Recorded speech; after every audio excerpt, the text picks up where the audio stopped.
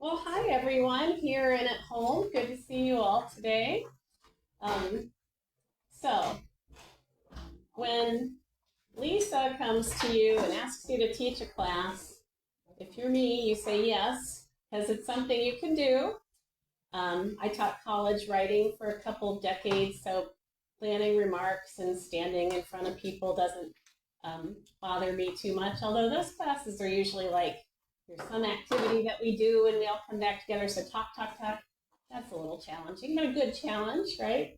Um, and yes is also what you say when there's a need that you know you can fill, at least for a day, because we're a community that does that. I try to do my part because it's unbelievable the amount people around here do for the good of others. So um, this is a little hard for me, though, in a way, because it is work.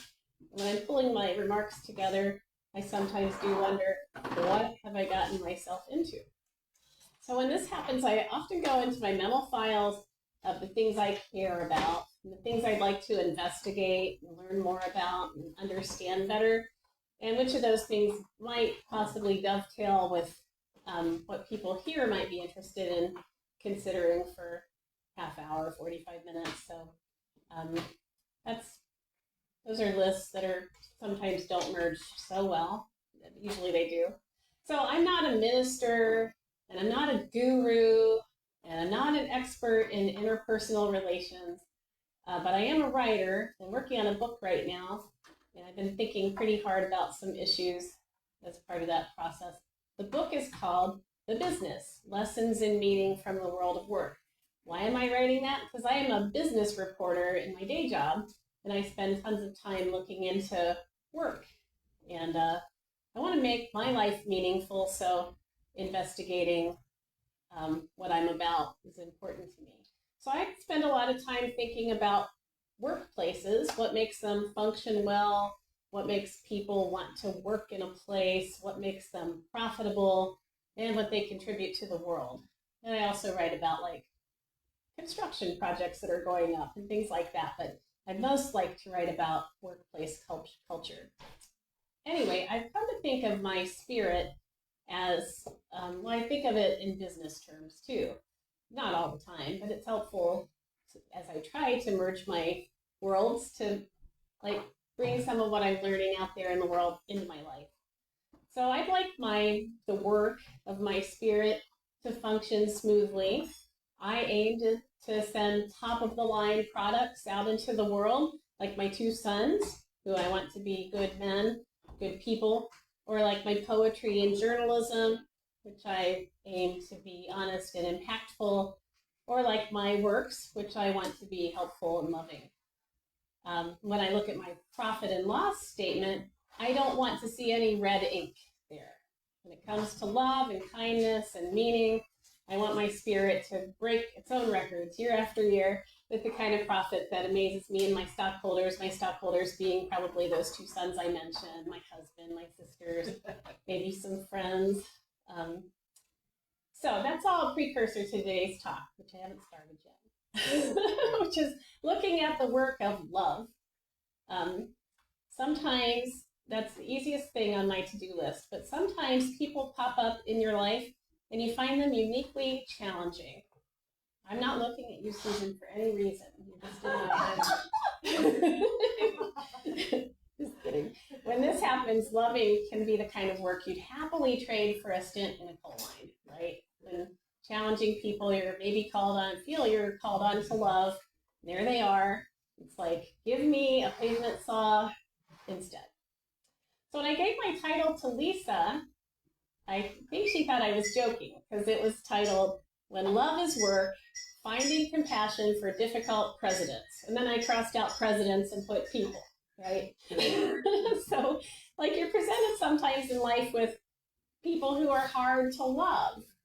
And I have this ongoing challenge right now. So Lisa wisely just went with people when she wrote this up. But I did want you to know what was in my heart when I proposed the topic. I have a specific person in mind I find hard to love. Only one? Actually, kinda. I've resolved lots of other stuff, but this one is a challenge. So it's a person who challenges my thinking about love and my willingness to do it, right? So we're all Unity people here, and I want you to join me, if you don't mind, saying a familiar sentence on line 2, one we say every Sunday in unison. You know this one, so sing along. There is only one presence and one power in the universe and in my life, God the good, omnipotent. That's a powerful and challenging statement that we make.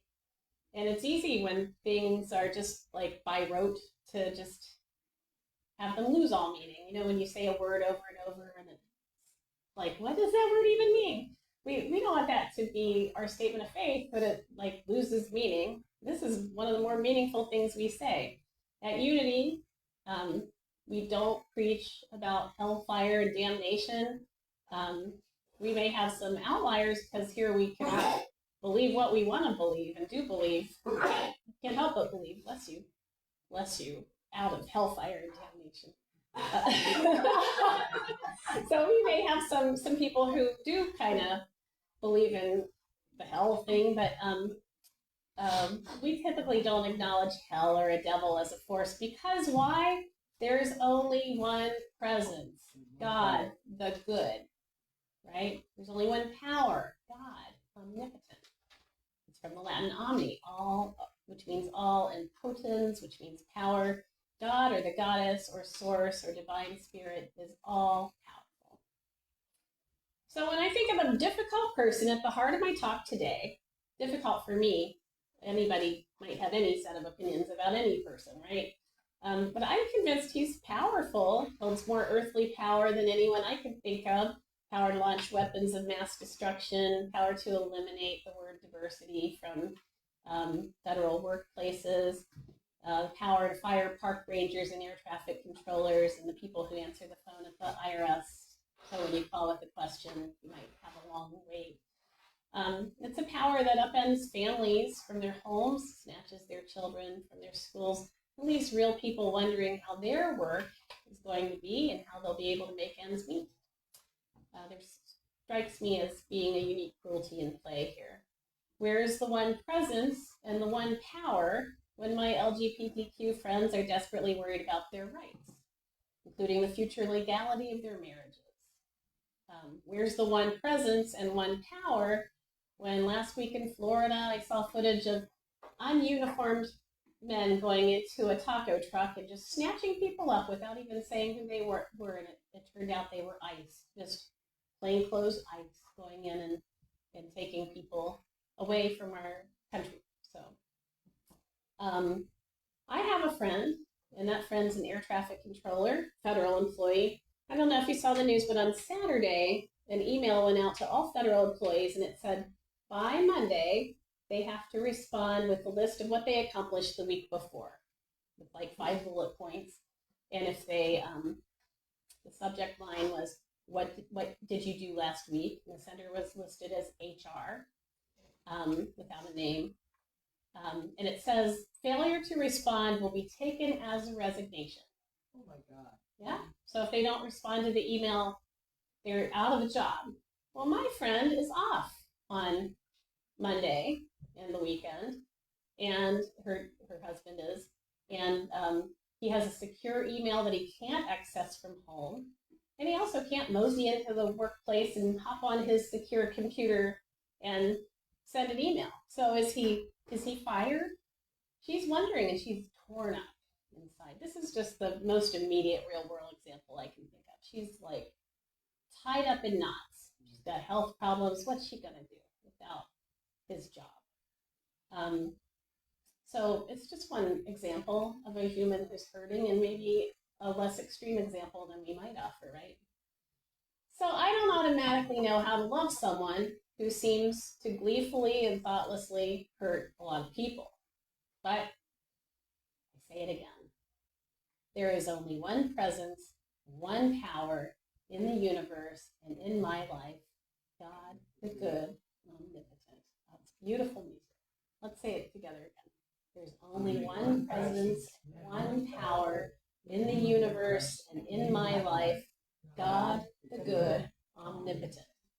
Well done, people at home. So sometimes we're fond of saying in Unity that we should turn off the news. Weird advice for me because I am the news. So people say that the media ignores this and makes up that. But I'm the media, vilifying the media, which is ensconced in the First Amendment to protect its freedom because information is vital to democracy. That only serves to protect the powerful and people who wish to do wrong. So information is good to have. And while it's valuable to protect our vibration and take a break from negativity, it's also a really bad idea to shut off the flow of information when it comes to protecting our way of life and the people we care about. That's another dichotomy. By the way, what I'm talking about now, it's my perception and my experience. And I'm grounding it in a person I find challenging and giving you examples.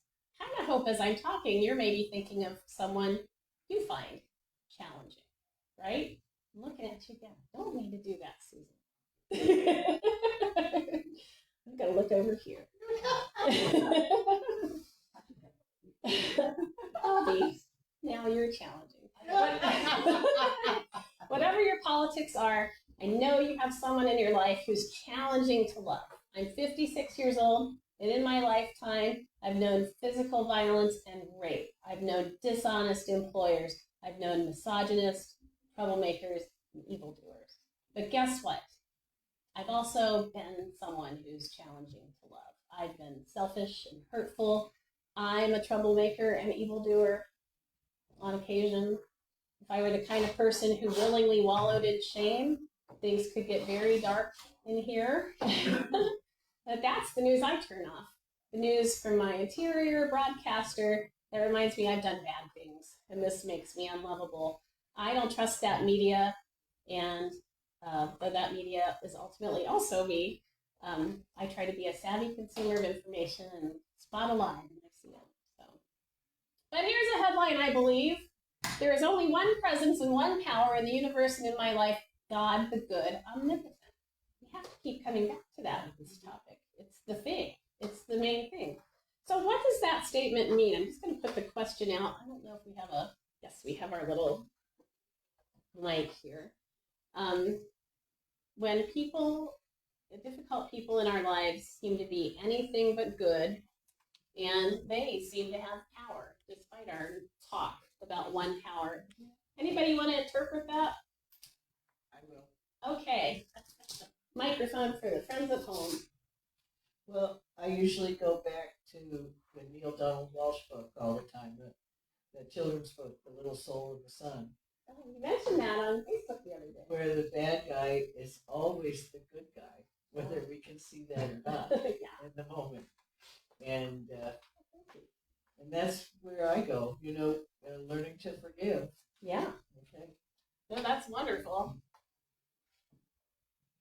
Anybody else? Oh, Brenda's got a thought.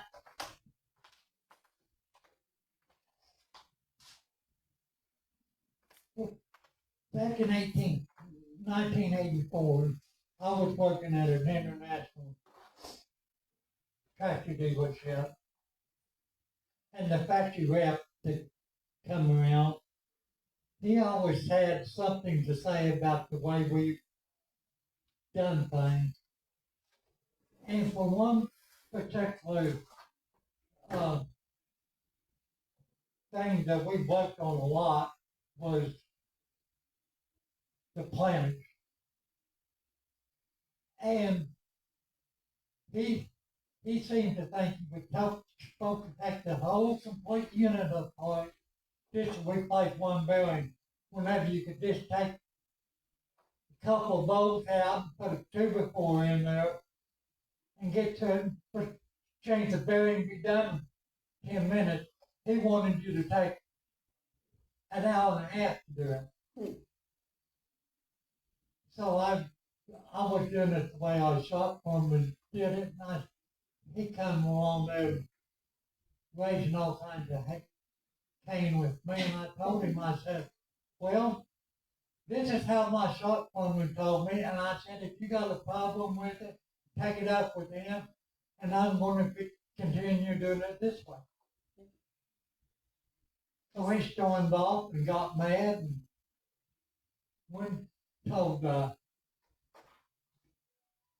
owner of the company what I told him and what the shop and like what I told him the shop owner said, and the owner of the company said, "Well, maybe you've been long enough. Maybe you need to go to another dealership Oh, and check them out." wow. So that's how we handle that. So that was it for you? Yeah. Wow. You got fired? No, Oh, good. we set the factory back down the road. Okay, good. Hmm. Interesting. Well, that weird noise has stopped. Those of you at home didn't hear the weird quiet alarm going off, and then phones were going. It's like the universe doesn't like my message. I'm sending out all the alarms. Ah! And then that happens. Okay. Well, any other thoughts about difficult people to love? What's that? Oh, sorry. The friction is where the growth happens. Friction is the generative property of the entire universe. And that comes from physicality or thoughts or any part of manifestation, period. It has to have friction, otherwise there's nothing to rub against to create. And so that is what I come back to a lot of times. Yeah. What does Abraham call that? The friction. Here's a word. Contrast. Contrast. That's exactly what I was going to say. It's just finding gratitude for the contrast. Yeah. Yeah. We don't know how to be good until we know how to certainly not be. Right. Yeah. I love this thinking, and this thinking is like the basis of most of my thinking. But then I also have to check myself before I wreck myself a little bit and think, is that a privileged position to think contrast is good? Because contrast is killing people and hurting them badly. It does feel like problematic to sit here and say, bring on the contrast, when the contrast is so harmful. So, but I believe it too. It's just one of those dichotomies, you know? I'm with you on it. Yeah. Come that way. My brain just say the question again. The original question is, what does it mean when difficult people don't seem to be good and they are powerful? It seems to go against our statement of faith. And then the conversation is kind of busting out into the idea of contrast, which I truly do believe is helpful for our lives. Well, I've noticed lately, like a lot of the stuff we do goes back to like movies and stuff because we watch a lot of movies and things. Like how Disney has tried to take a lot of the villains and give them the backstory so you can find compassion for how they might have ended up, even if you don't agree with where they landed. You can go, oh, I can see how that happened. And that's something that my brain has done for a long time, even before that became popular.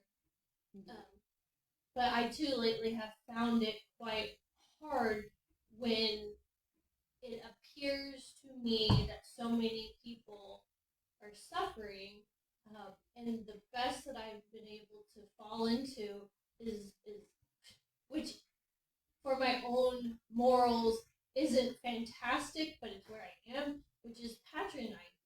Is like, oh, like, poor you.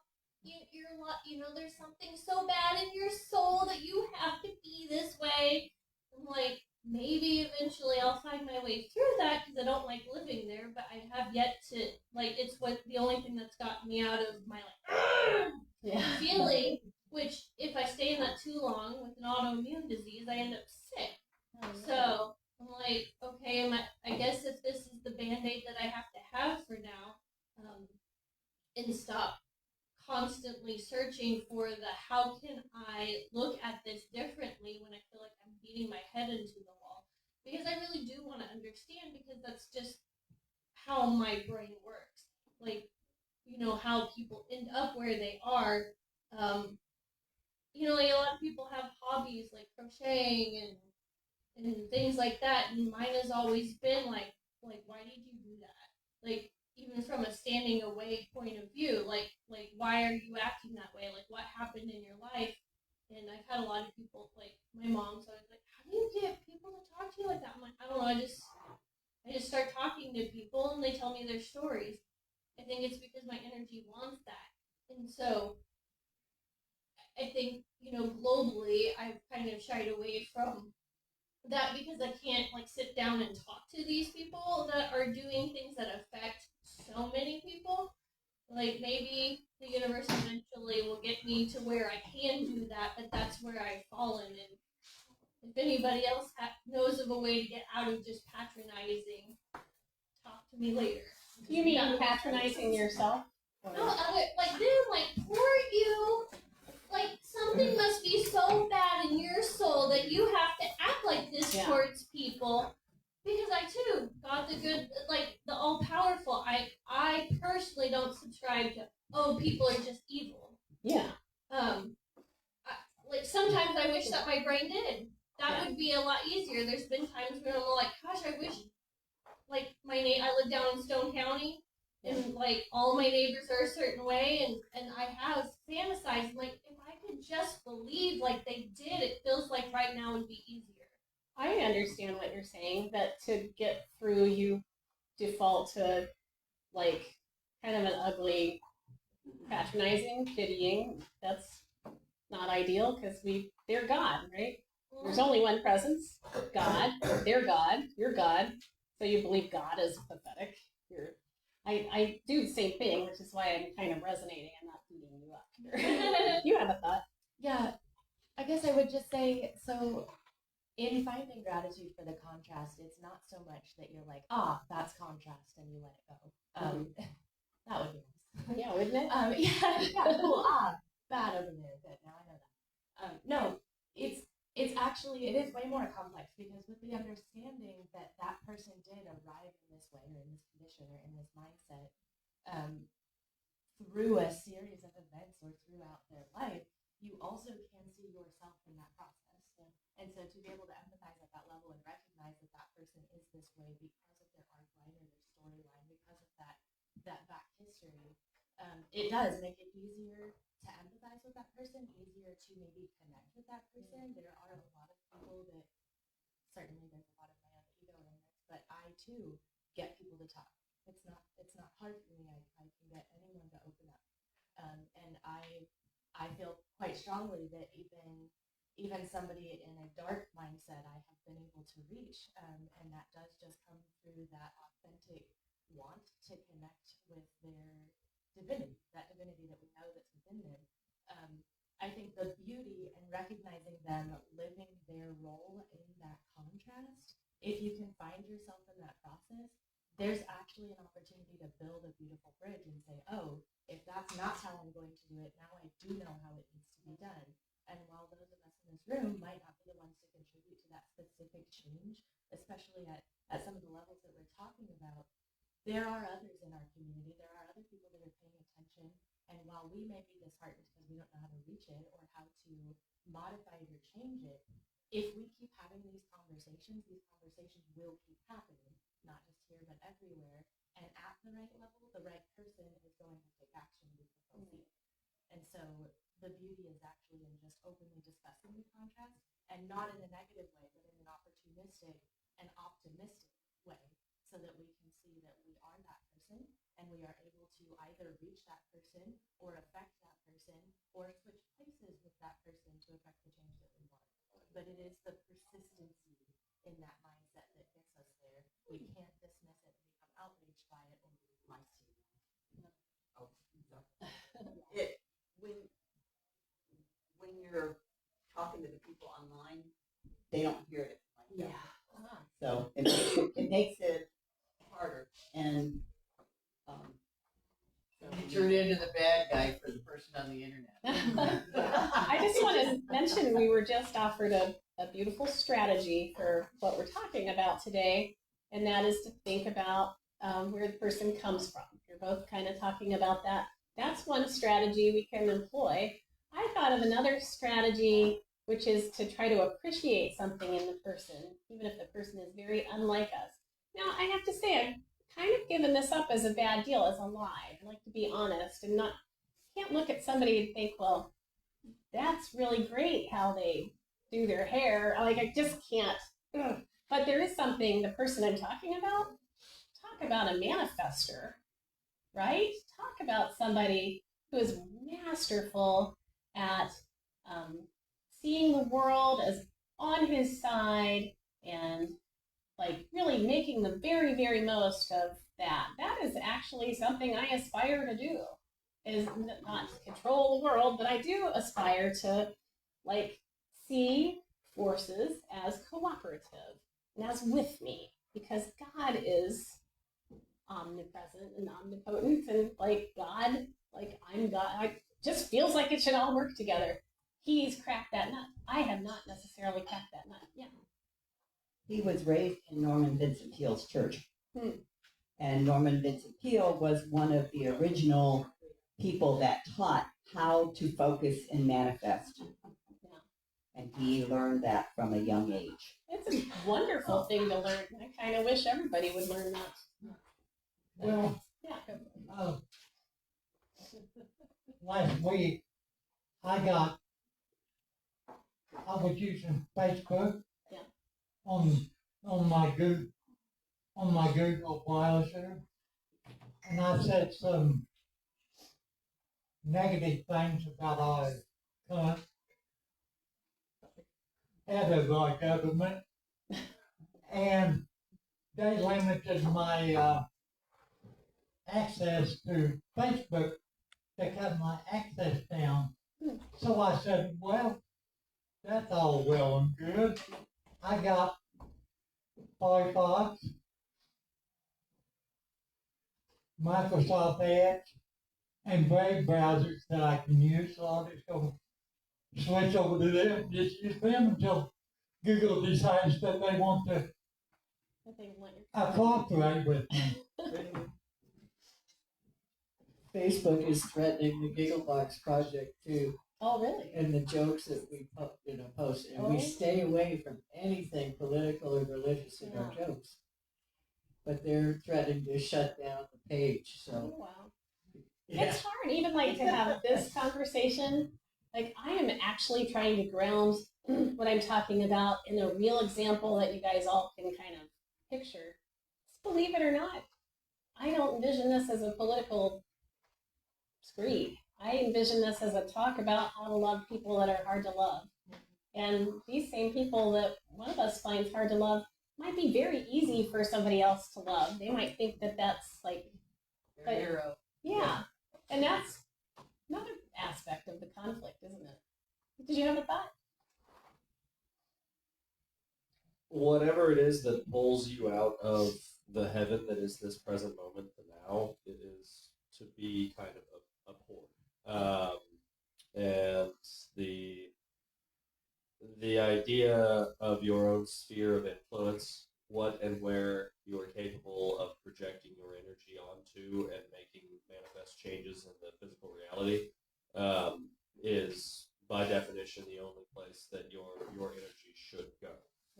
If your intention is to make changes manifest on a global scale, your reach and your energy needs to be global. Now, it is, but also consciously and physically need to be intertwined. And so it comes back a little bit for me to the God grant me the serenity prayer. But most importantly is staying precisely in the bliss of the now, and understanding that that is the only place you have control. So as I read about an event happening in Syria, it literally I cannot affect that, and thereby do not allow my emotions or any of my consciousness to be changed in any way by that. Go on there. I wouldn't say not changed in any way, because in response to that event, while you can't change it in the now and you can't change it in the present, you do pay attention to it, you do take note of it, you do integrate that information, and the next time you have the opportunity to affect something happening in Syria, you're gonna care. And you're Information. gonna notice because you paid attention and you valued that thing. I actually wanted to circle back though. Microphone. I wanted to circle back to what Karen said.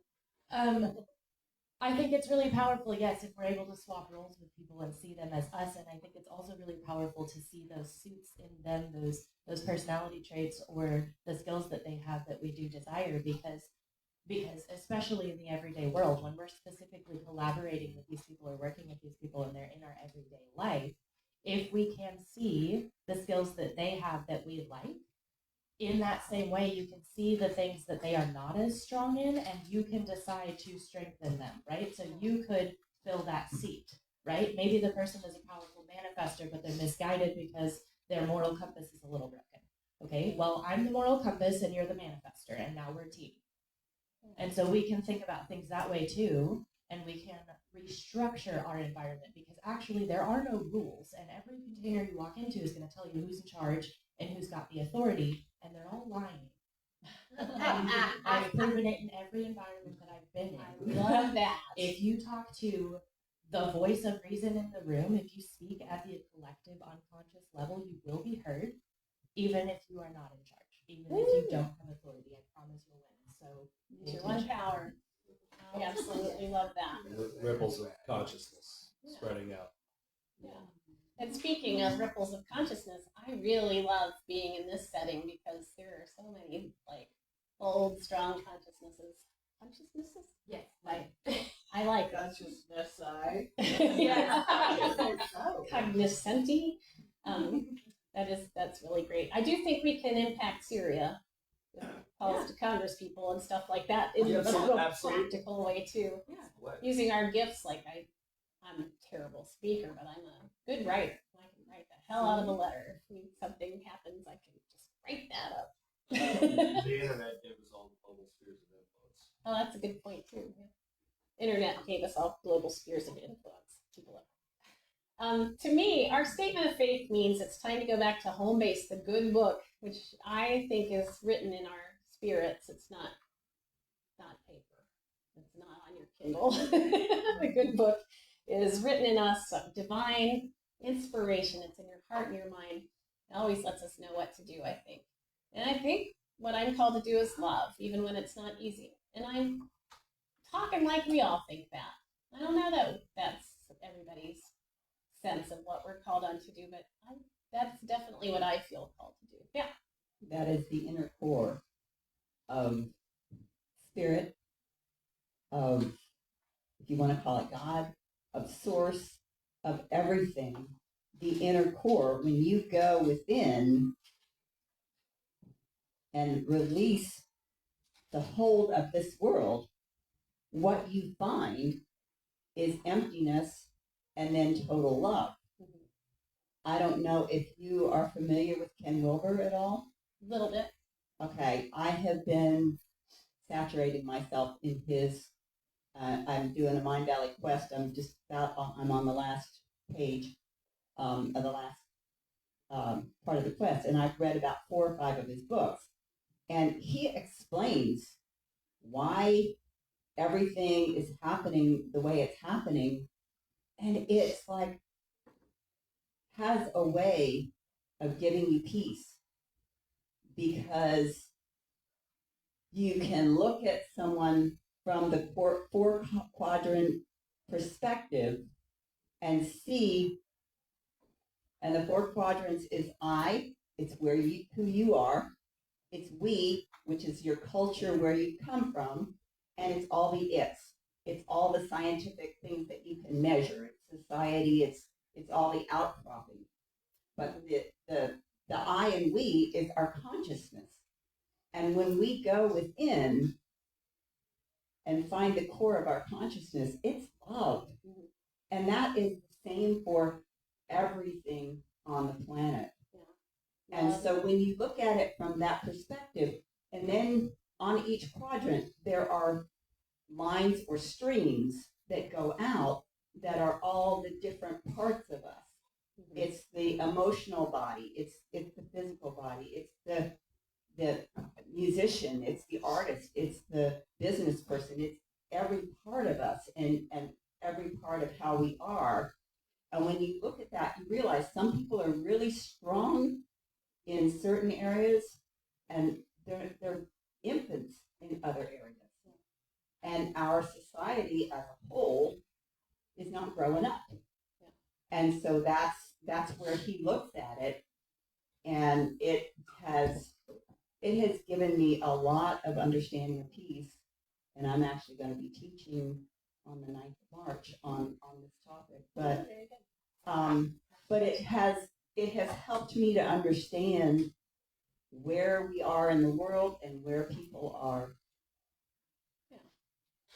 And a beautiful effort at that is, I've given Susan a hard time at least 3 times, but I have to give her some props now because she's made this gorgeous heart outside that you can see from the road, people driving past. It's rimmed in blue and red lights to represent, political factions. And in the middle, she's got her purple flame of unity, right? Yeah.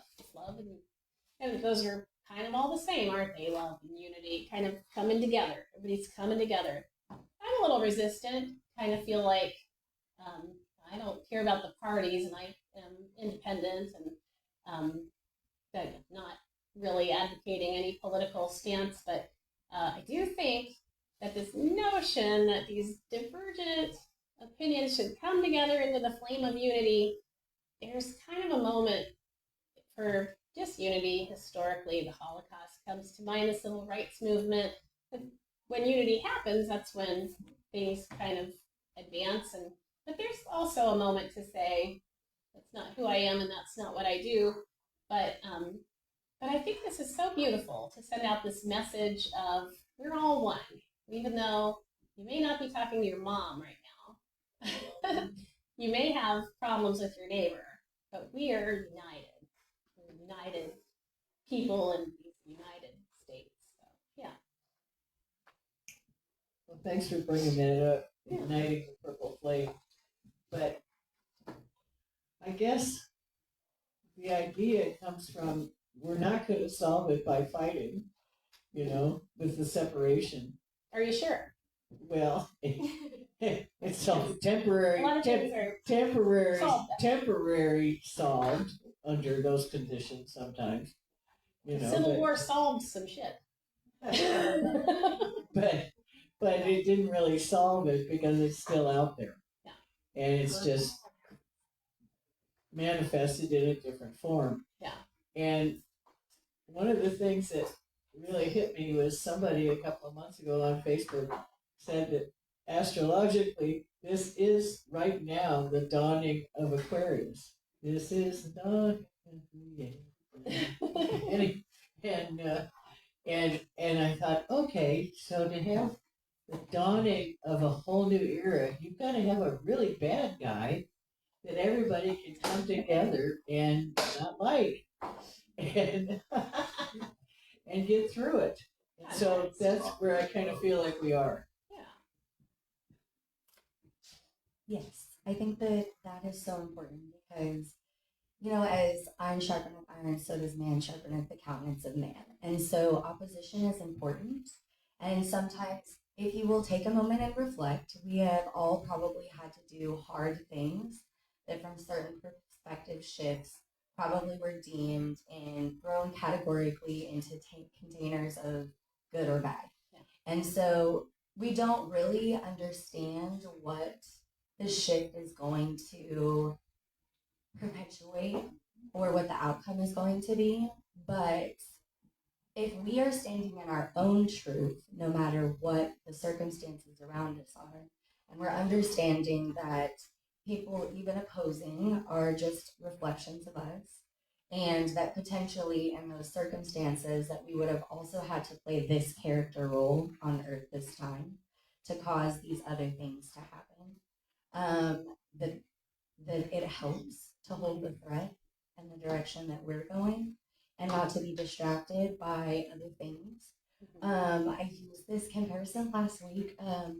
If you guys remember in the Wizard of Oz movie, like the original one with Judy Garland, and they're walking through on the yellow brick road and they get to like the dark forest where the apple trees are, and these apple trees have characters, and they're all saying things that appear to be negative at first, and it dishevels them in their journey, and they get thrown off. And then you realize that actually that was necessary because it brought characteristics out in them that they needed. And once they realized that it was just a distraction, these trees were quite literally rooted into the ground, not going to be following them down their path, and they're the ones that had to just keep walking. That, yes, that they just continued to go. And once they continued on their path, it was already laid before them, quite literally in gold. They were able to reach the other side of bliss and all of these things, and that was just like a momentary, temporary challenge for them, kind of like the political climate. You know, we are just continuing to walk. It's not the same, or I mean, it is the same cyclical thing as everybody. And as we get into our years and further into wisdom, we'll realize if we look back, there's so many other situations that have happened already in our lifetime that are so challenging, and we did think like, and this will be it. This is it. This is when Earth is. We must transition. There is no way that we could be surviving this. And then it passes. And then there's something else. And so I think as we continue to seek truth, that helps us to stay connected to source. And if that's what we're doing, and those are our reflections, then our vibrations continue to upgrade, and we'll see less of this. It's like a sifting. We'll see less of that. So basically, we just have to click our heels together 3 times. Pretty much. Yes. Hold our breath. That is essential. Or Yeah, sing just arms and click our sing. heels together 3 Yeah. times. Or hold hands and sing. And remind ourselves to go home. Well, The Smithsonian would That's not a let nice me have the ruby slippers when I was in Washington. I just wanted to go back to Kansas. And they would not let me have the ruby slippers. Those bad guys. I think it's easy to fall into fallacies about timelines too. Be on guard against untruths we might tell ourselves. Like heard people say, history doesn't repeat it; it echoes. Right? Mhm. There's always a unique time, unique place, unique outcomes. Really. So then one might remind us of another time. But yes, I like what you had to say about that because it's ultimately so true. And I've never seen you before, and I'm delighted too because Hi. you're good in a room. Whoever you are, I like you. I'm Eden. This is Eden. Hi, Eden. Well, Eden is a smart cookie. I'd like for you guys for a moment to, we rooted this in the person I kind of struggle with, but I'd like you to take a minute and think about somebody you find hard to love, right? Oh, no, please. I'd like you to. I want us to practice this a little closer to home. And I'm going to ask you to quasi meditation here. I'd like you to close your eyes. And as you close your eyes, I'd like you to get a clear picture of someone who challenges you in your work of loving. And think about, just go through your Rolodex. It could be an old boss, judgmental family member, a friend you've lost through a disagreement. It could be someone in this room, but don't make things awkward, please. Just close your eyes and picture that one person. So, got one person chosen. We're not doing a million people. You're choosing one person. And they should be coming into focus. And I'd like you to focus on their face, that face in front of you. You can start with the hair that's framing the face. What color is it? Look at the eyes, so-called windows to the soul. How are they? Are they alert and lively? Are they tired and saggy? Or do their eyes seem healthy, sick? Look closely enough at this person that you can see the pores in their skin, the wrinkles by their eyes, a little divot on top of their lip, dimples, freckles, scars. Bring to mind as much of the face as you're able to and just observe it. Giving you a little time to bring the face fully into view. There's only one presence in the universe and in your life, God. Can you see God in the face of this person? Do you feel God in you as you observe the person? Keeping your eyes closed, we're going to switch gears, and it should be easier. I'd like you to picture a face from your life that represents the purest love you know. There's only one presence in your life, God. Choose that one person and allow them to come into focus in the exact same way. That person might be an animal. This, for me, it's my Pomeranian buddy dog, and never looks at me with anything but total adoration. There's only one presence, dog. When I look in his eyes, I feel love moving between us like an electrical current. I hope that's the same for you. Look closely at your true representation of love in your mind's eye. There's only one presence, God. And you see it so easily in those you love most. You have a glimpse of how true this fact is. One presence, and it's all around us, not only omnipotent, but omnipresent. And you can open your eyes. Remember that dress on Facebook a few years back? Some people thought it was black and blue, and some crazy people thought it was white and yellow or gold. It was the very same dress, and I thought everyone in the white and gold camp had lost their minds. That's how black and blue that dress was to me. The faces you observed are like that dress. There is only one presence. There's only one dress. I don't know what color it is, but there's only one presence. And the hard work you have to do now is reconcile how the most difficult person in your life also reflects that presence.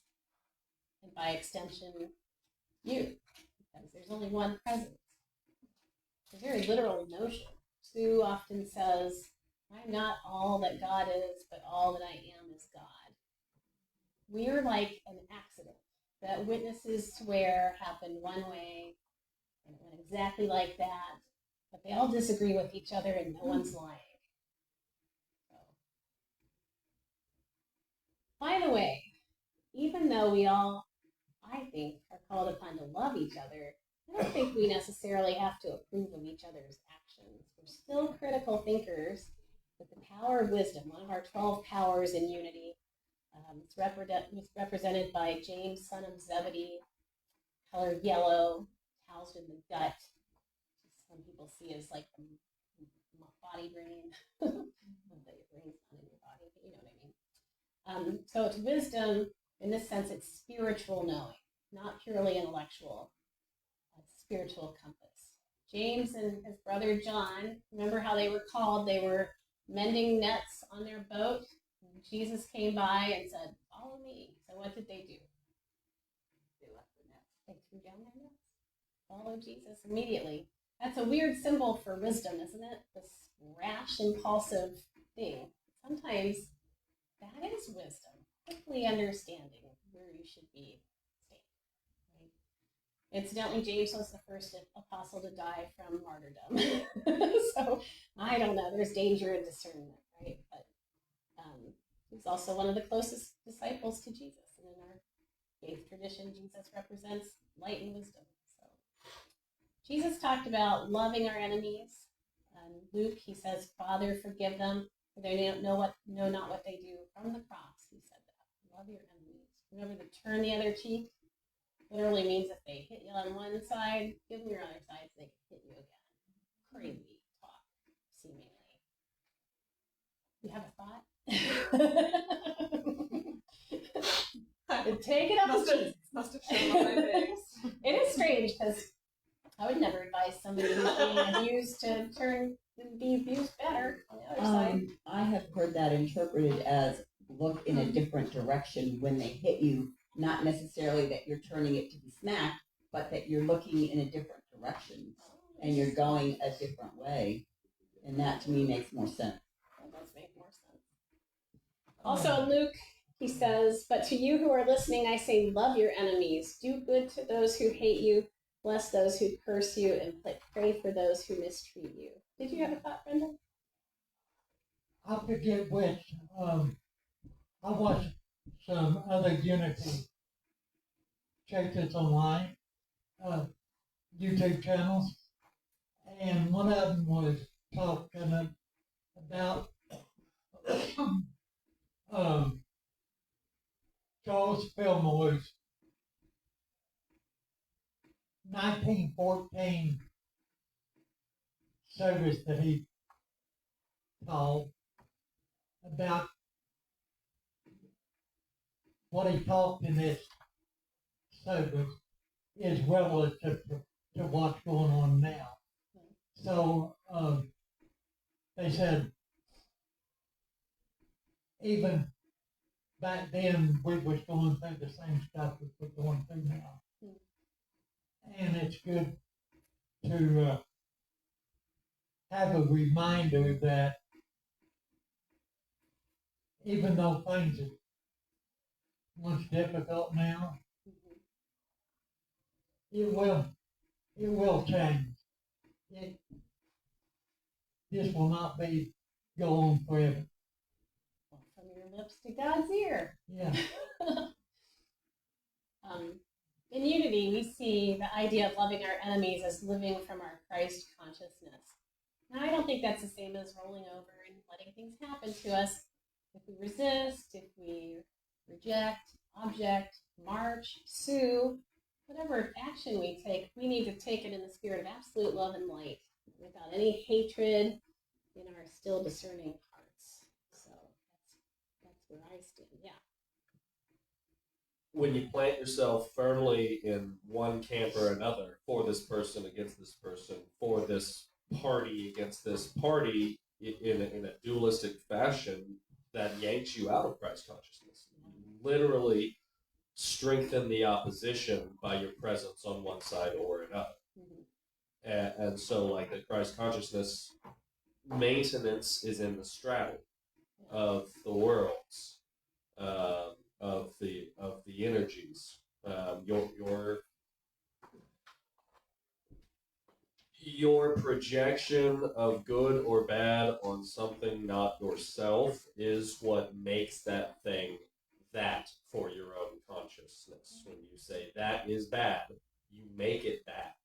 When you say that is good, you make it good for you individually, and then all of us collectively together kind of add up the sum total of our own levels of consciousness to create the society and the reality in which we inhabit. But now there will emerge some disagreements. Somebody might owe money. Somebody might, there might be a thing that needs some reconciling.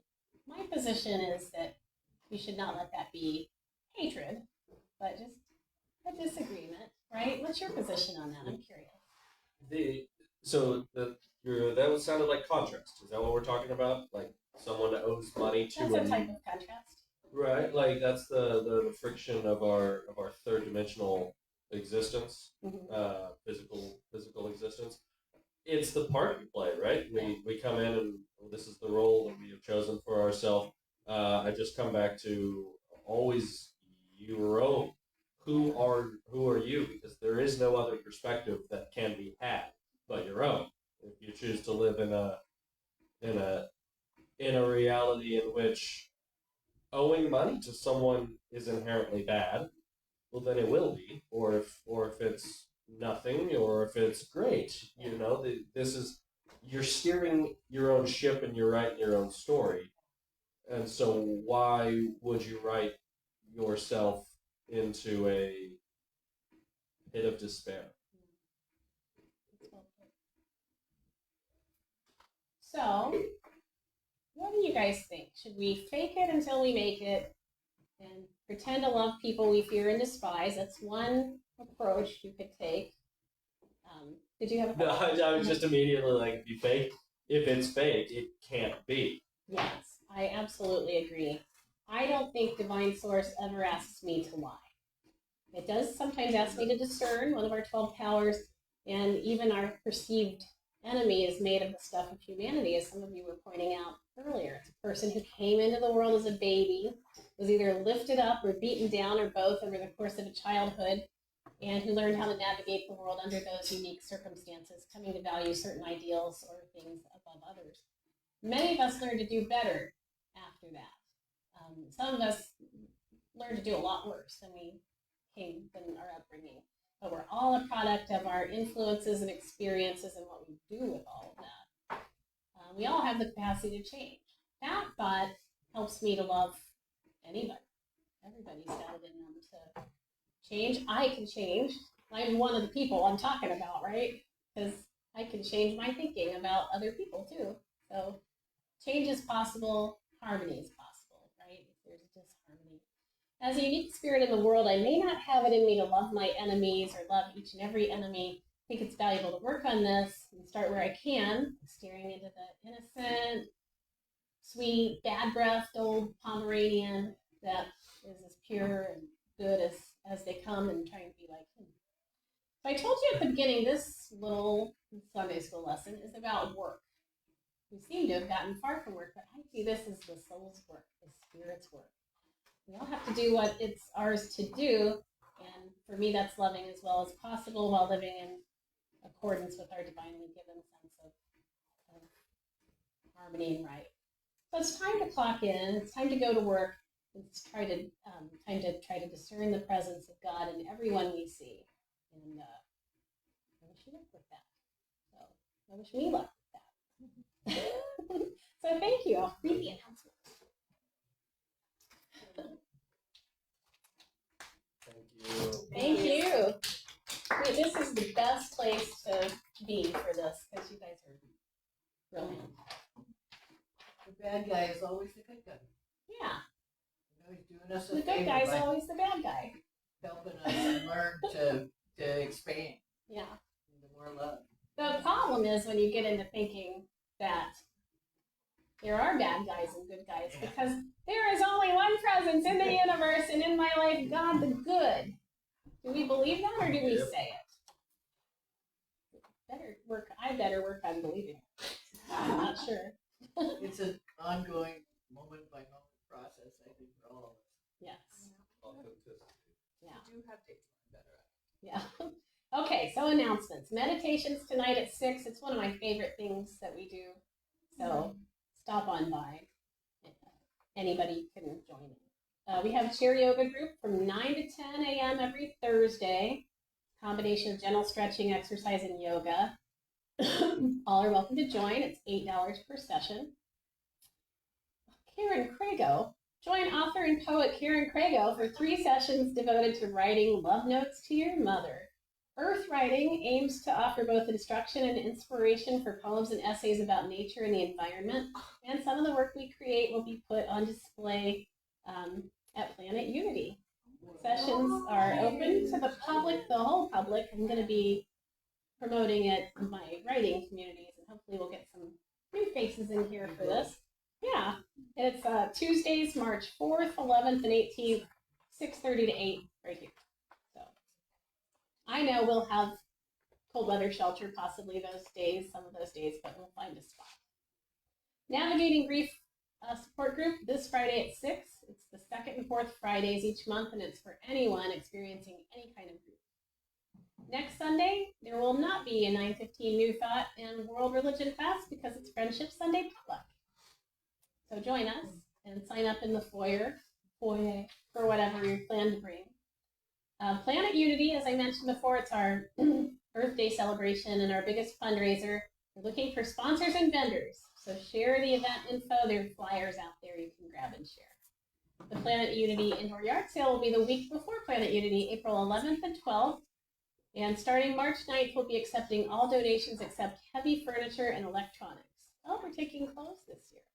Sometimes we do, sometimes we don't.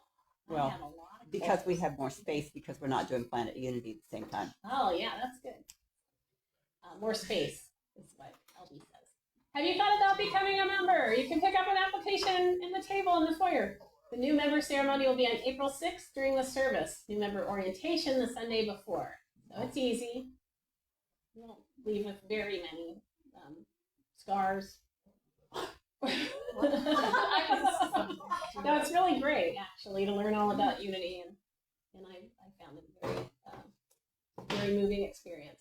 We're currently accepting applications for a junior Sunday school coordinator in charge of preschool to 5th grade kids. If you're interested, there's a copy of the job description in the office. Submit a letter to Dean stating your past experience that would stating your experience that would make you a good candidate for the position and how your gifts and talents would be useful to the youth department. I'm sorry, I'm just an editor. So, all right, well, thank you all, and thank you all.